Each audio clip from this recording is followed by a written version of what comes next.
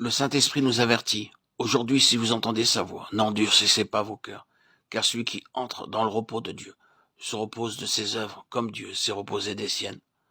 Empressons-nous donc d'entrer dans ce repos, afin que personne ne tombe en donnant le même exemple de désobéissance. Hébreux 4, 7, 10, 11. Seuls seront rachetés, sauvés ceux dont la Bible dit « C'est ici la persévérance des saints qui gardent les commandements de Dieu et la foi de Jésus. » Apocalypse 14, 10. Des plaies et des jugements terribles vont bientôt s'abattre sur l'humanité qui aura reçu la marque, le nom ou le nombre de la bête, ou qui adorera la bête et son image, qui se soumet à l'autorité politique ou religieuse de l'Antéchrist, et qui par cet acte aura pris position contre la volonté et l'avertissement clair de Dieu. Apocalypse 13, 16, 18. Ce message de l'heure du jugement peut susciter la peur chez certains, mais c'est en réalité un message de salut, un message venant d'un Dieu d'amour. Ne voulant pas qu'aucun périsse, mais voulant que tous arrivent à la repentance. 2 Pierre 3, 9. Tout individu sincère fera cette expérience. La crainte de l'Éternel est le commencement de la science. Proverbe 1, 7. Luc 12, 45. Exode 20, 20.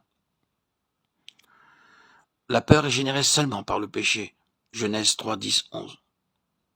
Cependant, après que nous aurons accepté le pardon par l'amour de Dieu, en Jésus-Christ, nous ferons cette expérience que la crainte n'est pas dans l'amour. Mais l'amour parfait bannit la crainte. Celui qui craint n'est pas parfait dans l'amour. Pour nous, nous l'aimons parce qu'il nous a aimés, le premier, 1 Jean 4, 18, 19. Le sentiment d'être perdu laisse la place à l'assurance du salut, et la peur de Dieu, au respect et à l'amour.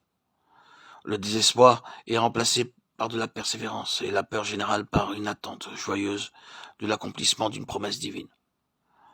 L'offre de Dieu, le temps accordé pour la repentance et le retour durera seulement une courte période de temps. Utilisez ce temps pour examiner sérieusement votre propre condition et changer de direction car le temps de grâce va bientôt prendre fin avant le retour de Christ. Les signes des temps nous disent que nous sommes dans la toute dernière heure de l'histoire de cette terre.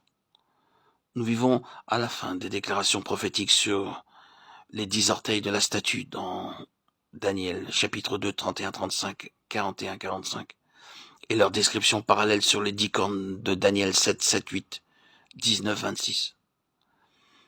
Lorsque nous considérons les efforts d'unification politique des 10 orteils décrits dans Daniel 2, 41 à 43, nous y reconnaissons les efforts actuels d'unification politique en Europe qui sont prophétisés. Mais ils ne seront point unis l'un à l'autre, de même que le fer ne s'allie point avec l'argile. La seconde venue de Christ, la pierre destructrice qui se détache du ciel, surprendra tout le peuple, d'après 2 Pierre 3, 10.